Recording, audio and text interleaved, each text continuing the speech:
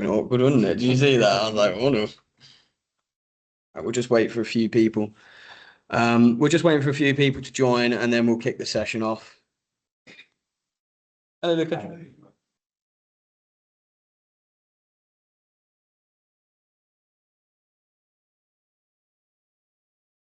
Hello, Joe. Afternoon, all. How you doing? Very well. Good to Just see waiting you, for a few more Joe. people. Can you hear it? But I'm happy to keep admitting people once the session starts, because you probably won't have access to it once you share screen. So I'm happy to just keep hitting the admit. That's perfect. I've got Josh here, so I'm going to start in about 1 or 2 minutes. I'm just going to let everyone join. There's already quite a few in the chat, so I will share. Let me just go PowerPoint Live. That's the one we want. Oh, no, we don't. We want that Windows. Okay, if you can just keep admitting people while I'm in this chat. Can you see my screen? Can someone just put thumbs up? Perfect, I can see you there. So if everyone just keeps admitting, people are going to keep joining. So while this is recording, and I just want to say thank you to everyone who's come in person, as well as the people who are coming online today. This is kind of the first launch / inaugural seminar for the Nature-Based Researchers Seminar Series. I need to switch this over to a different mode so that you can actually see that if you're in person. So it's the first of the Nature-Based Researchers Seminar Series. This seminar series is comprised of kind of just the idea that every 6 weeks we get together and discuss things regarding kind of nature-based interventions, nature-based approaches, and nature-based restoration. Some of this will be kind of more technical and more environmental science focused, but we also are aiming to have some things that are a bit more kind of human geography focused and maybe a bit more community focused as well. So it's mainly just getting people together around different benefits that nature-based solutions kind of provide us with. And under that, today we have for us Josh Wolstenholme, Dr. Josh Wolstenholme, who has recently been made a lecturer at Loughborough University. Josh has kind of a background in natural flood management, has done tons of modeling stuff. Currently, you're working on kind of morphodynamic modeling. I think we were just talking earlier, and he's finished about 500 simulations of the same area with different scenarios using Caesar list flood. So he's got tons of experience in modeling, tons of experience in natural flood management, lots of stuff on morphodynamics and sediment transport, and overall just lots of skills in natural flood management. And I've learned a lot from our conversations in the past. So I really appreciate you giving a talk for us today. And if you would like to stand here and take the space, and I will take a seat. Thank you. You guys in here see that? Okay, I do need the lights turning on. Maybe. So thanks, Bart, for that introduction, and thank you everyone for joining. I'm just going to rearrange that. So I'm going to talk for about half an hour or so. Then we'll have some time for questions and a bit of discussion, if that's okay. So my talk is roughly on, is low-cost 3D data good enough to capture leaky wooden dam complexity? And this is kind of building on from a side project that I did alongside my PhD. But Bart has given a good job of introducing my background so far, but just to kind of reiterate that, and basically I want to show off cool places that I've been.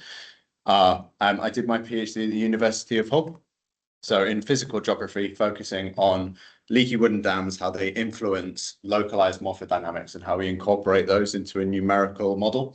So specifically using Caesar list flood to see if we can look at 20, 30, 40 years in the future and under different climate change scenarios. Kind of in parallel to that, I worked as a research assistant, looking at different aspects of the bioeconomy, but also did a project mapping hedgerows, so how they can be used to mitigate against flood risk. But critically, can we identify the gaps between hedgerows rather than hedgerows themselves for biodiversity?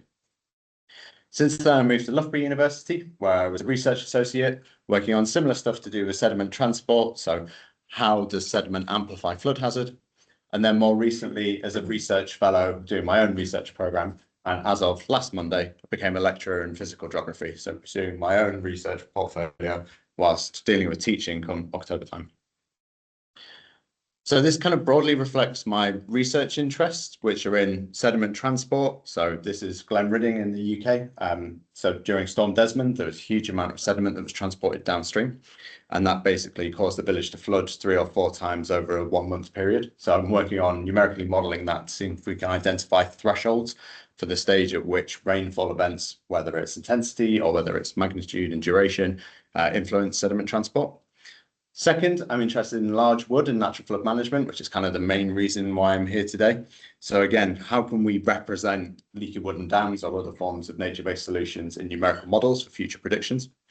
And then finally, I'm interested in data sparse regions. So how do we collect data in upper catchments to inform those numerical modeling techniques, but also in places like the Amazon rainforest, where we can collect data and information and learn from indigenous communities. So I'm going to focus on those kind of latter 2 research interests in the talk today.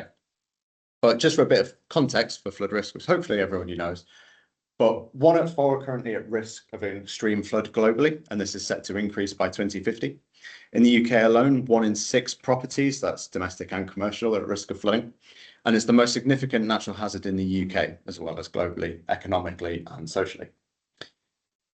And in the UK particularly, we focus, hopefully everyone's familiar with this diagram that I've taken from the Nature-Based Solutions Handbook. In the UK, we focused a lot on the holistic catchment management and how we can install different interventions in different parts of the catchment to reduce flood peaks, whether that's attenuating those peaks, whether that's making more space for water and basically allowing the river to flood. So my PhD focused specifically on leaky wooden dams, so in the upper part of the catchment, maybe the middle part of the catchment. And as I said before, monitoring these, numerically modeling these so we can better understand the dynamics around them, because they're distinctly different from natural large wood, especially when they're more engineered and are kind of already quite heavily engineered catchments.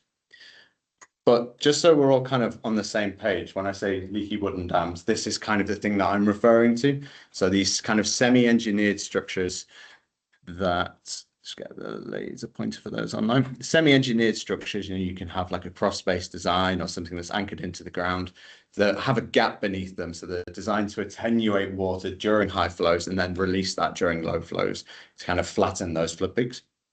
And then slowly release that water over time, whether it's through the floodplain or whether it's online in the channel. But critically, they've got highly variable designs. And so when we come to thinking about monitoring approaches for these and also modeling approaches, how do we kind of account for all of this variability, not only in when they're installed or when natural wood's placed, but also throughout time and throughout space. And leaky and other wood, obviously, it changes throughout time from the moment that it's installed. So these pictures are a little bit older now, but these are 2 sites that I monitored during my PhD. And on the far left here, so the white arrow is just the flow direction.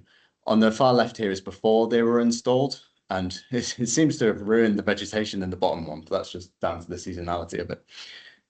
We have these structures that are kind of present and that are ever changing, but now, as of earlier on this year, these are both, this bottom one, sorry, is washed out, so it doesn't exist anymore. So that temporary storage that was generated has changed throughout time and now it doesn't exist anymore.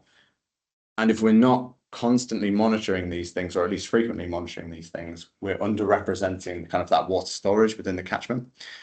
So what I'm going to talk about today is, how can we monitor these, and is the data quality that we can get through low-cost methods versus high-resolution terrestrial laser scanning, is that good enough to inform our numerical models? Yeah, it's good enough. So we know that dams and wood generally influence bathymetry. So what I mean by that is the shape of the river underneath the water. We can get deposition upstream. So here the black lines are just where the dams are. We can get deposition upstream and we can get erosion downstream. Typical methods that we use to kind of quantify this are total stations or electronic distance measurement units, GPSs, or even leveling systems. They're all relatively time expensive or resource expensive, and it's not practical to monitor large swaths of land through these approaches. Yet we know that dams influence bathymetry. We know that they also influence planform evolution, so the shape of the riverbanks. So these are 2 lines between July 2019 and then April 2022, and the blue area is deposition and the red is erosion. So again, at this kind of scale, we're talking meter or sub-meter scale. We have a bit of influence in the planktron, but nowhere near as much as in the bathymetry. And we also know that they influence grain size. So these are just different grain size metrics for upstream and downstream of the dam. The one on the left here, there's no deviation between the two, because basically the dam wasn't really activated during the monitoring period. And on the right, you can see there's this quite substantial deviation in D16, 50, and 84, where upstream is getting finer and in the orange, and the downstream is getting coarser in the blue. And the reason I'm talking about all these different metrics is because when we come to model these numerically or kind of think about how they're changing throughout time, we need these different parameters to be able to effectively parameterize our model. Otherwise, we're not sure whether what we're talking about in the model is representative of reality. And often when we think about numerical modeling, we consider the landscape as static. So rivers don't change shape, they don't change size, they don't transport sediment, they don't transport wood, which is fundamentally false, which we're all kind of aware of. And so a lot of my work is thinking about, okay, how do we take these real world measurements and apply those in a numerical modeling context so that we can increase the complexity and kind of increase our understanding of the environment. But the methods we use to capture these data, apart from grain size, can be quite complicated. It requires a lot of experience to kind of gather these, or a lot of time, a lot of investment, which is not really practical. And when we come to thinking about modeling these things, you know, they're in situ features that are distributed sometimes over very, very large catchments. We don't really think about how the morphodynamics change or how roughness changes throughout time. So does leaf litter, for example, accumulating throughout wood or more debris, does that influence the impact it has? Does the dam effectively become a weir throughout time? Probably. But we don't really have the evidence distributed widely across catchments to be able to justify our decisions that we're making. And so what I want to highlight here is that in the model, and this is a paper done on my PhD, so this is quite recent, it's come out, we're still not really capturing that complexity. And as soon as you increase complexity in modeling, that kind of increases the response time, it increases the time it takes for the model to run, and everything just kind of gets pushed downstream. It takes longer and longer to actually make decisions based on information that we've seen in reality. So I'm going to skip this time. So ultimately it comes back to, how do we know the models are correct, right? We want to get validation data to be able to say, okay, our model is doing more or less the right thing. And so there's different approaches that we can use. So I've taken this diagram from Smith et al., so Mark Smith at Leeds, I think, who led on this, which presents different approaches for capturing topographic data. So on the right here, what you can see is a bunch of bar graphs, and I've highlighted two main ones, which are terrestrial laser scanner and structure from motion, which I'm going to go on to and talk about in a little bit more detail in a second. But what I want to highlight is that the cost of these things can be quite high. So a terrestrial laser scanner here, you're talking about £10,000 to £100,000 to purchase one of these. This is the green line. And you can do a relatively decent spatial extent, so 1 to 10 kilometers squared. And also you can capture a huge amount of points with low accuracy. And equally for structure from motion, you've got a similar kind of distribution, but a lower spatial extent at a lower cost. And what I want to introduce is the use of iPad or smartphone LiDAR and different methods that we can use to capture this kind of data, with the idea that practitioners, academics, industry members can go out and capture this really, really rich geomorphological data that we can start looking at how these different systems are evolving throughout time. So just to introduce some of these, terrestrial laser scanner, some of you probably know what this is, some don't. So what this does is it sends out a beam of light and it measures the time that that takes for that piece of light to hit something in the room and measure back. You can get millions of points over the course of different scans, and that creates a really, really rich data set for you to be able to do things like geomorphological analysis. And it is the surveying standard, I think, for when you're capturing this complicated kind of 3D geomorphological data. And so it works by, it sends out a piece of light, measures the time between it, and then you get distance. And that produces something that looks like this.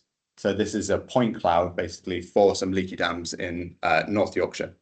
And we can go along and then compare them. We can look at the fine vegetation around the structure. We can see how the porosity of the dam itself, so it might not be clear, but these are banks of the river here on the left and right. And then there's two dams crossing over, going across the middle. We can compare subsequent scans to see how this geomorphology changes. We can see how the structure of the dam changes throughout time. So hopefully you'll be able to see there's some little spikes of vegetation down here, some little bits of fine material. And I've cropped out all the trees in the surrounding area just to make it a little bit clear. And we can apply this over larger scales as well. So through using a drone or through using a handheld or a backpack terrestrial laser scanner, we can get large areas. So this is probably about 300 meters long. It's a cliff face taken using a drone LiDAR. Probably took about 10 minutes.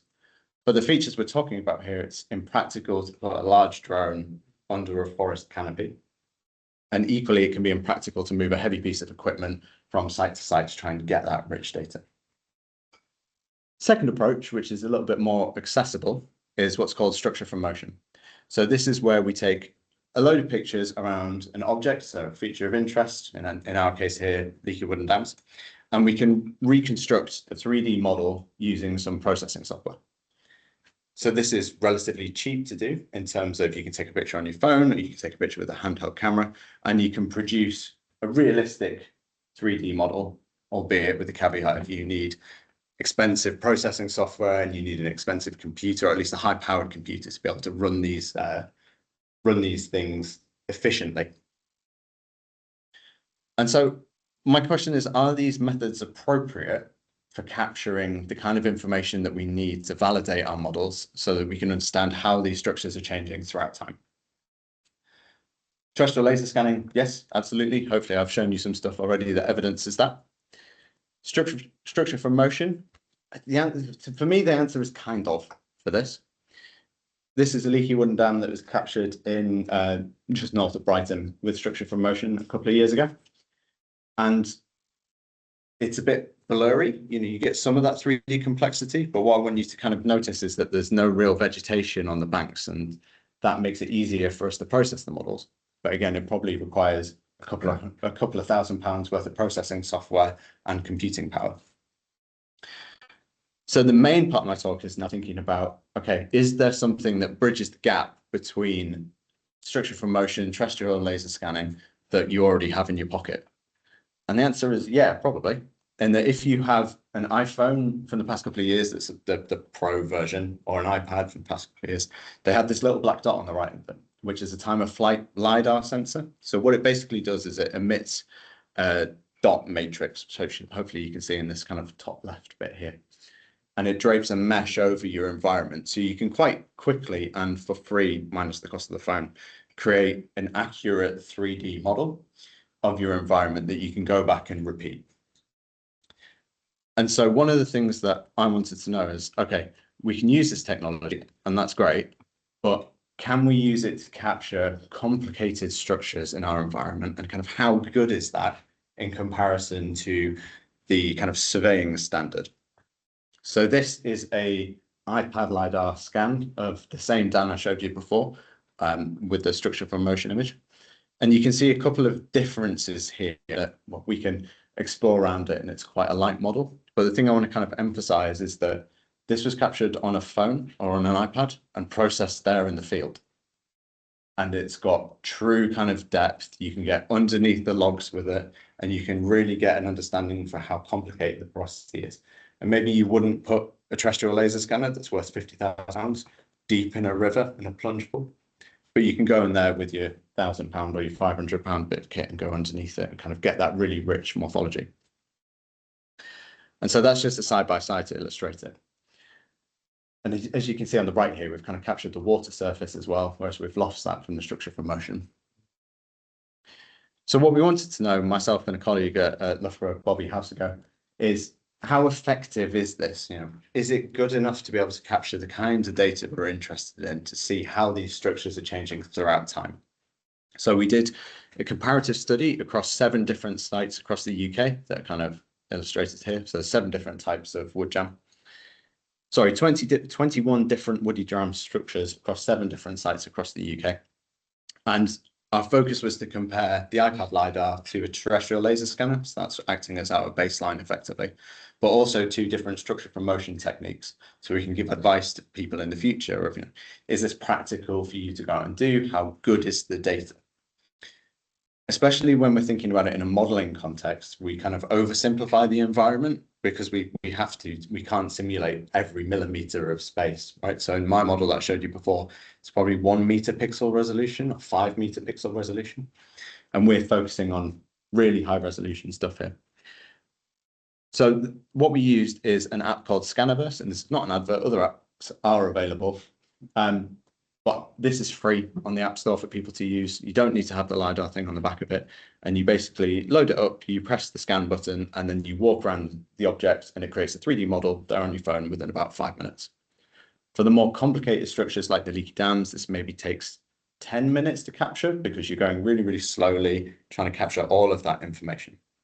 And so what we did is, using that terrestrial laser scan as a baseline, we put a bunch of checkerboards out in our environment and surveyed those in using a total station. So we had really accurate coordinates, so we could then compare it to the terrestrial laser scan data. And I'm just going to share some kind of preliminary results with you now. So these are being written up for publication. And on the left of every image, you'll see an iPad output, and on the right, you'll see a terrestrial laser scan one. So can you see that okay in the room? Yeah, I know Bart's thing.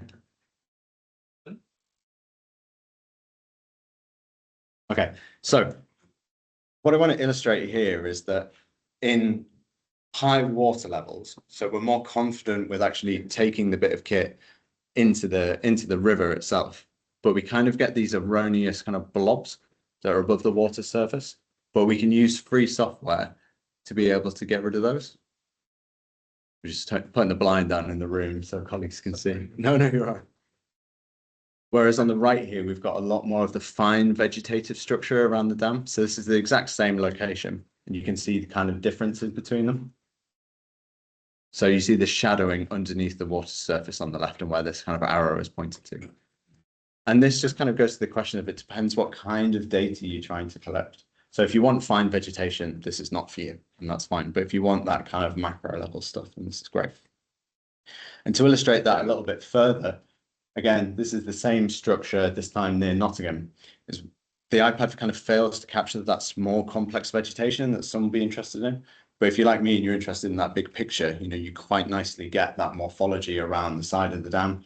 You get the actual structure itself. And you don't end up with these kind of big circular blobs from where the laser scanner was situated in the catchment. So there's a lot less processing time required as well. And further to that, we can capture more detail in deeper water. So this plunge pool was a bit deeper than knee deep, based on where my waders were.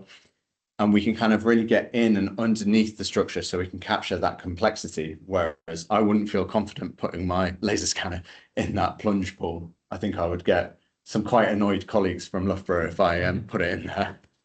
But we're able to capture that water surface complexity that you don't always capture with other methods. And equally, we can use this kit in wet weather. So we can't use things like terrestrial laser scanners because the rainfall or the fog attenuates the beam. So we kind of lose detail. Whereas in this time, on the top left here of this left-hand graph, this was kind of a super thorny, bushy area that we had to kind of wade through. And we could just pass the bit of kit over the dam for Bobby on the other side could actually capture that information, and we don't really lose any quality. And we're not worried about getting it wet because it costs £1,000 rather than 50 grand. So there's some kind of qualitative comparisons. Hopefully you can see that the difference between them. But we also looked at the scan variability. So this is looking at the distance of individual points from the terrestrial laser scan to the surface of the iPad scan. So we did 3 repeat scans across each dam in the summer and then in the winter. And we would look at the deviation from what we call in the baseline to the terrestrial scan to see, are we more or less capturing the right level of complexity, or are we completely out of whack with what we're getting? So we did something called M3C2 analysis, which can't for the life of me remember what it stands for. But basically what it does is it looks at the differences between those points. And these are kind of histograms for different dams. So DF and so Derby Forest, Nottingham, Brighton, and then we've got Somerset for different suites of dams. Hopefully you can see that all of the variability is clustered around 0, apart from in this kind of top left one here where it deviates a bit more. And we've maybe got up to 0.5 meter of error. plus or minus in some places. And that's kind of due to the vegetation, which you need to look at spatially. So we'll go on to that in a minute. But one of the key things we're interested in is, okay, we've got this information. Is the scaling right? So that's really important to be able to know when we were capturing larger areas. Is the distance between these 2 points, can we reliably rely on that information that the data is presenting without having to rescale it? And succinctly, yes, we can. So this is a bar graph of the different errors for the terrestrial laser scan on the right here. So this is the alignment to ground control. And on the left, these are our 6 to 8 checkpoints that we put down in each of our 21 sites. So in Cloud Compare, what we would do is we would select the point from the total station, and then we would match that to the point on the checkerboard. We would turn off scaling, so it would just rotate and align it to the correct coordinate system. And then that would produce a root mean squared error value that would go into this. So on this graph here, what you can see is the summer results and the winter results. So summer in orange, winter in blue. And summer generally is a little bit higher because there's more vegetation. So it's harder for the kit to be able to pick up where the surfaces are and match things together. Whereas for the winter, we're talking less than 5 centimeters for most of the areas. And the biggest area we kind of scanned was 25 meters by about 15 meters. So it's not a massive area, but it's quite large when you're going around handheld. And some of the things I want to point out here is that it's not perfect each time. So unlike a traditional terrestrial laser scanner that emits a pulse and only relies on that pulse, the iPad or the iPhone software, what it does is that it merges that kind of time of flight with structure from motion. So you're merging 2 technologies together and it's constantly updating. So what that means is when light starts to fade, we get much higher errors because it struggles to kind of understand where it's been and where it's going. Equally, when you've got that high bank vegetation, as you have in this one here, you struggle to get as good comparisons. But the errors we're talking about are still less than 35 centimeters, less than 15 centimeters here. So for a bit of kit that's an order of magnitude cheaper than something that professionals would use, that's still pretty good. And just to bring you back to the TLS alignment to the ground control, generally we're under 5 centimeters here. So obviously some of these are much lower and there's a much lower spread, but they're quite comparable to the iPad scans.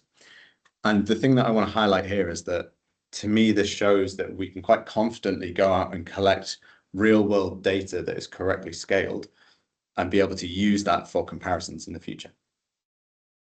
And then when we go on and think a little bit more about 3D variability, so this is the same data as was presented before, but rather than compressing it into a histogram, we've just kind of shown it from a 3D perspective. And this is one of the dams that I showed earlier. And what you can see is anything that's gray is basically centered around 0, the error. Anything that's blue or red is much further away. And the actual woody structure itself in the middle here, and this one doesn't really change too much and hasn't over the past 6 or 7 years I've been monitoring it. This has stayed quite grey, white, whereas around the outsides where there's vegetation that's been growing, we get a much higher error because basically it's not able to capture that information. When we look at that at a slightly larger scale as well, we can see that, again, we've got these kind of really, really nice white grey bits. Some of it's a grey because of bits of shadowing throughout the system on the left here that I want you to focus on for the moment. So we're picking up that kind of large scale morphology. Whereas around the outsides where you've got that blue and red, what that's actually picking up is, yes, it's error, but that's where the fine vegetation is. So it's quite useful to be able to separate the two out actually. And it depends what you're interested in. If you want to strip away the morphology, if you want to strip away the bed of the system, then that works quite well to say, okay, here was the fine vegetation at this point in time. Where has it moved to? And on the right here, we kind of have a similar picture where all of the blue is the fine vegetation. But I want to draw your focus on this red bit in the middle here. And this is where it was the laser scanner couldn't actually get into that to be able to capture that information, but the iPad could because we were able to get in and get around the trees. Okay, so what? Who cares? Right? That's the big question with all research.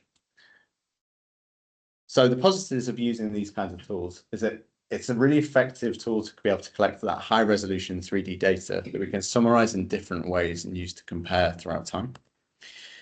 It has a reasonably low error compared to terrestrial laser scanners in comparison to other techniques and measures, especially when we think about registration between points.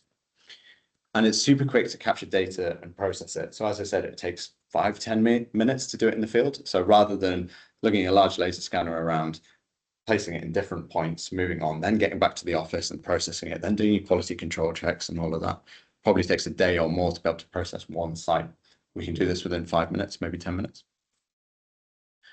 And it's able to capture data where terrestrial laser scanner or other techniques might be inappropriate.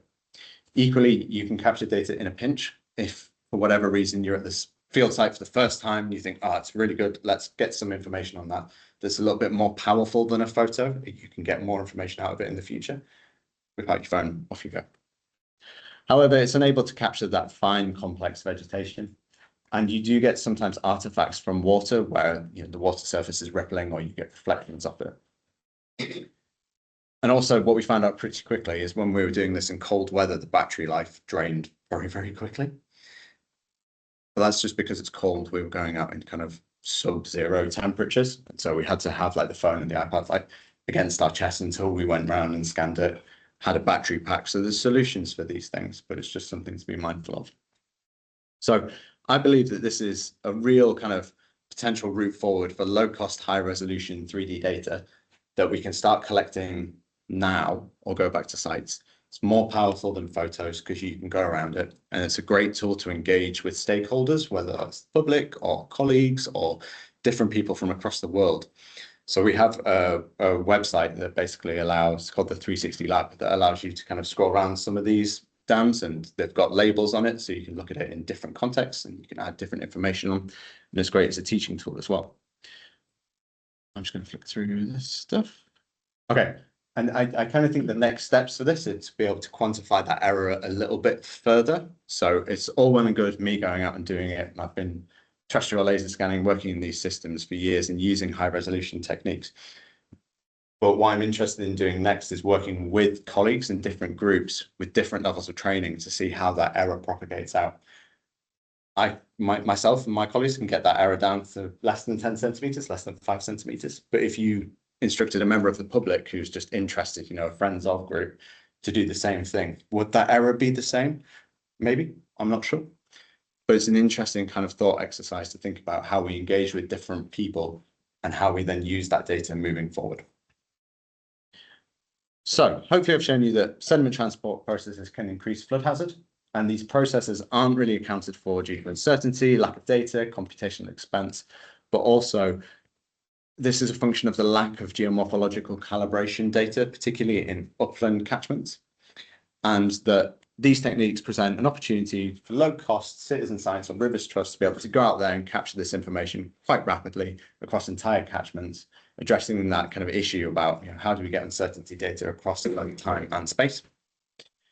And also the data that we've been collecting is kind of comparable to TLS in terms of key features to extract geomorphological information. So what we'll be doing is probably going back again in a couple of years and recapturing it to see if we can really pick out that geomorphological change. We've got the evidence to support change in the system, or at least the variability between the different scans that we've captured. But the real next piece is, can we quantify that porosity change? Can we quantify that geomorphological change? So thank you very much for listening. It's been about half an hour. So I'll take any questions, and then there's time for discussion at the end.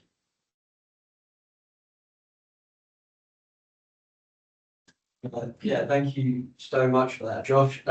So if people are online, please put your, Mary has put her hand up in the online chat. I'll come over here because then you should be able to hear me. Mary, I can see your hands up. Would you like to ask your question? Can you hear me? Yep, can hear you. Thank you so much. Mary Burke, calling in live from Trinity College in Dublin. Loved the talk, very, very interested in maybe potential future collaboration, because I've been using this to scan bioerosion features on rock coasts. And I suppose it's one of these awful things about, I'm going to comment now and just make you aware that one of my PhD students based in the University of Notre Dame over in the United States has published recently a lot of this stuff. She's worked on the mobilization of very large boulders during storms in the Atlantic Ocean. And I just want you to make aware of that so you can refer to it in your, not refer to it, but use it, build on it, because she's had really, challenging issues about closing the model, etc.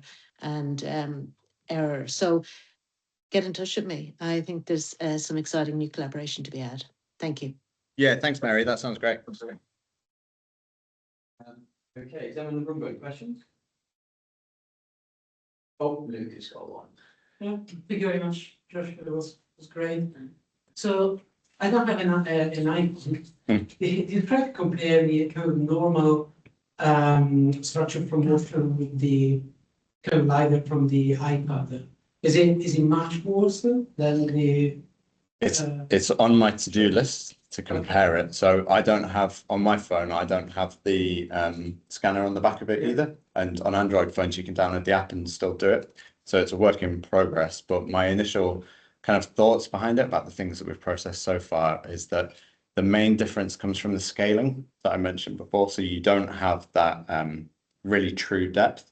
So in Cloud Compare, when we realigned it, we just disabled the scaling function completely to try and understand these. And often what I've seen in the past is when we do it in structure from motion, you're 5-10 meters out because it doesn't know that scale. So I think that's where the main issue would come from. But in terms of the variability, it's something that needs investigating further. Another question there. Kind of the laser scanner, kind of the good thing as well is that when you have water, it doesn't go through, so you have in space there. And I guess if your objective was to do a 3D model of the bottom of the channel as well, to do some modeling, would you prefer to have a data coming from the laser scanner or from the iPad, where then you have to kind of cut the water and try to dig the cells there? What would you prefer? I think it depends on what you're trying to do. In So that, you have to do a 2D or 3D.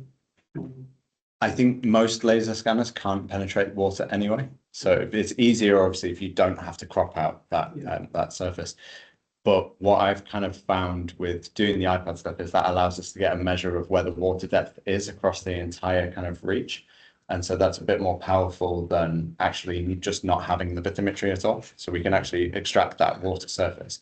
Say, okay, the water is at this level, so that if we go back and scan it in the future, we know that that's where the cross section would be a little bit lower down. I have seen some studies that show that we can use this type of technology or structure from motion to kind of correct through the water to try and get that bathymetry. But most of the ones that we scanned that were quite sedimented up, they're quite turbid, so we didn't extract that information. But I think it's better to have some data than no data. But yeah, it depends on the scale. You have a question online from Gazala or Gazalea. I don't want to, I'm butchered that, haven't I? Probably. I've noticed that these 3D scans seem to work well during lower flows, and sometimes you can even capture parts of the riverbed if the conditions are favourable.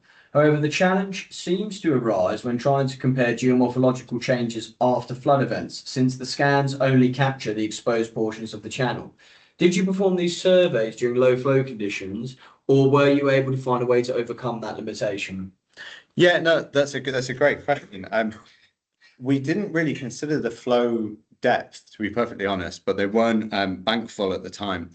And the reason for that is because we were quite limited in when we could actually visit the sites due to kind of aligning with different people's calendars and everything. But what it does show is that there's good evidence for being able to get these during both high flow and low flow. So when we did our when we put our checkerboards down, we made sure that the point at which we would put the total station, so like the backside for it and the occupation point, was well out of the channel, and we went quite far over the banks to make sure we kind of capture that complexity, but also things like where trees were that didn't move during the scans. And so we were able to capture the geomorphological change in that perspective, but the data needs just a little bit more interrogation to see if there's been any change, because there's only kind of 5 months between the scans. So ideally what we'll do is we'll go back again in a couple of years and try and understand that geomorphological change a little bit better. Hopefully, Gazali, that answers your question. Yep, sounds great. Thank you for that. You have one more in the chat from Dash Paulson. Do you know if anyone has been testing these methods to capture channel morphology around beaver dams? And do you think it could be useful for analysing the effects of beaver dams or getting useful data around this topic? Yeah, no, absolutely. I know of one person who's captured a scan of a beaver dam in Pickering, I think it is, but they haven't really used it or compared it to anything. But I think in terms of what I've presented here is that the leaky wooden dams are just a focal point, and really this can be applied to anything. So there's been papers published, for example, on coastal erosion, right? But that's quite simple is the wrong word, but you don't have as much kind of fine vegetation around it. You don't have as much complexity between different pieces of wood. And so I think absolutely it would work for beaver dams and it'd be useful for analysing those effects. It just needs someone to go out and capture that information. So effectively what I've shown is that leaky dams are just bits of wood, right, in the river channel. And beaver dams are similar in that the structure is composed of wood, the ways they have different levels of porosity, they have different nooks in it. So I think you could absolutely use it, yes. Any other questions from the room? Thank you, Josh, for your talk. Very nice, very interesting.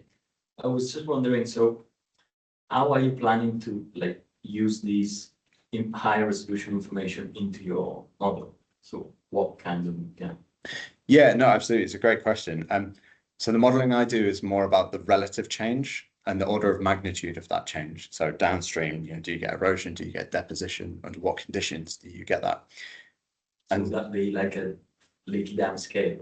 Yeah, absolutely. So you're talking about 1 meter pixel resolution or 5 meter pixel resolution. So this is, for me, this is more about kind of quantifying that relative change rather than saying you have 3 meters cubed of erosion here and then 2.5 meters cubed of deposition here. It's more about understanding what's the big picture on this and how do we scale that up at larger catchments. And I think that's kind of evidenced by the choice of technique in that if I really cared about that kind of sub-centimeter resolution, this is absolutely the wrong technique. But if you're interested in that broad picture, and I think as well, we lack appropriate validation data across catchments throughout both time and space. I think this is a great method to be able to put into the hands of people that's a bit more powerful than taking photos, takes a bit longer, but you can be a bit more involved to produce something robust that you can use. Yeah. I've got one question, but I'm going to save mine to the end. So unless anyone else has got anything, no, yes, maybe. Going a bit further. So how would you use all that complexity, 3D complexity in an hydraulic model, for example? I think you mentioned Caesar before, or perhaps like this. Are we there with the model then to be able to capture all these complexity of shapes? With a model like Caesar, no, I don't think we're there to be able to capture that complexity at this resolution, where we're talking about a couple of meters downstream, a couple of meters upstream. Where we are nearly there is being able to think about how those porosity changes, so how the roughness of the entire system is changing and how we incorporate that. So at the moment, as part of my PhD, what myself and Chris Skinner, or Chris and me, developed was a localized kind of roughness change that would represent wood in a river system. So it doesn't have to be a leaky dam, it could be a beaver. And it was just effectively a linear increase in mannings. And so what we want to show in the future is, okay, we've got these structures and they're increasing in roughness or they're decreasing in roughness. So can we make the model reflect that, and can we kind of replicate that change so that we get better modeling outcomes in the future, rather than saying these dams exist and they are a weir or they don't change throughout time. How did you do that? How did you associate an increase in manning based on type or the structure, the porosity of the large body of the leaky dams? That's very interesting. So in the model, what we did, if I reshare this, because I skipped over this slide, but I can bring it back up if I can find Bart's mouse. There it is. You're on there right now. Okay, hopefully those online can see that.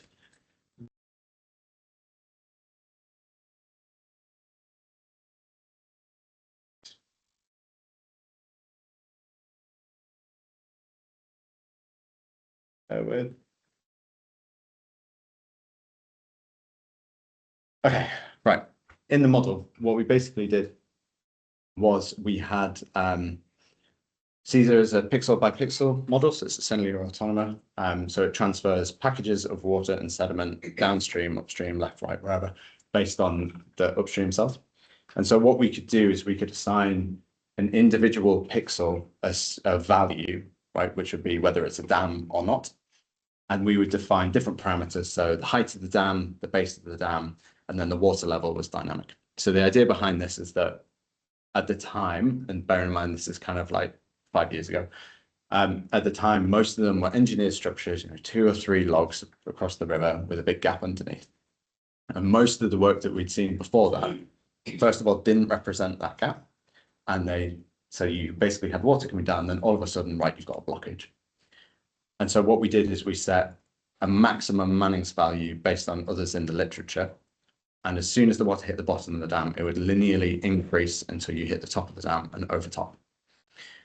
And so the power of this was to be able to very, very rapidly be able to situate effectively woody structures wherever you want in the catchment and be able to destroy them wherever you want or create them wherever you want. And so the hope behind the work that I've presented on today is that we'll be able to use that information broader than 1 field site or 2 field sites to be able to better quantify that kind of roughness and how that changes throughout time, rather than just setting a maximum value. We can say, okay, it gets blocked over this time as a function of this, or it gets flushed out or it breaks due to shear stress. We've got 2 more questions in the chat. Yeah. So one is from Dash again, this one's quite quick, which is where and when might your research get published? Because I want to read about it. Yeah, so I have a poster that I think is available on ResearchGate, but if not, I can send it to Bart, who can distribute it, which was presented at the European Geoscience Union or BSG, or one of the conferences recently, that has some of this information that you can reference, but not kind of all of it. However, the ultimate aim is to get this published, at least submitted in the next kind of 3 months or so. So targeting surface processes and landforms, and then it's at the will and whim of reviewers to whether it gets through that process and how long that takes. Okay.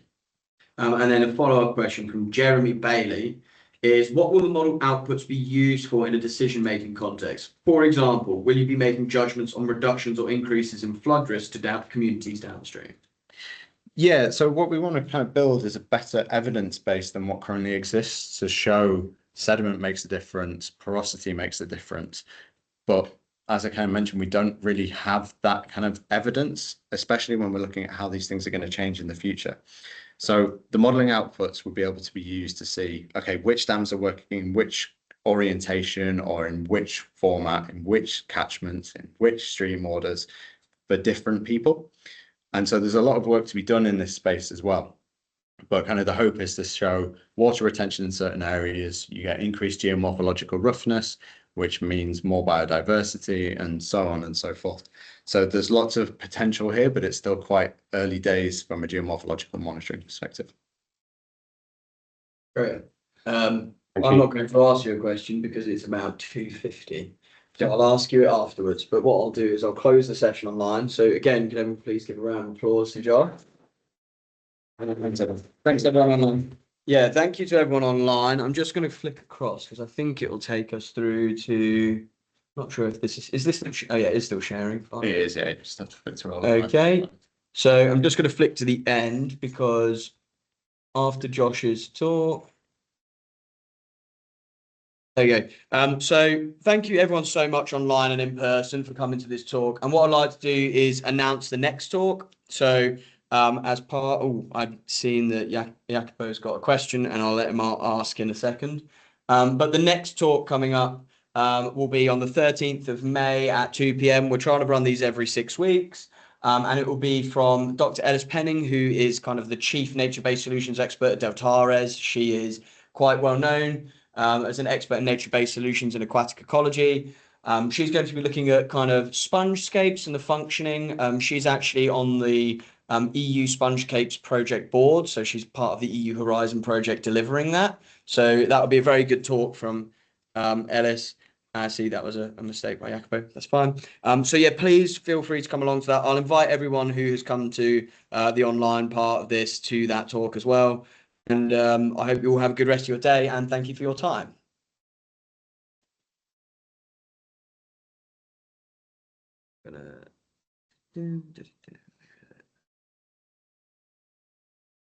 Just help.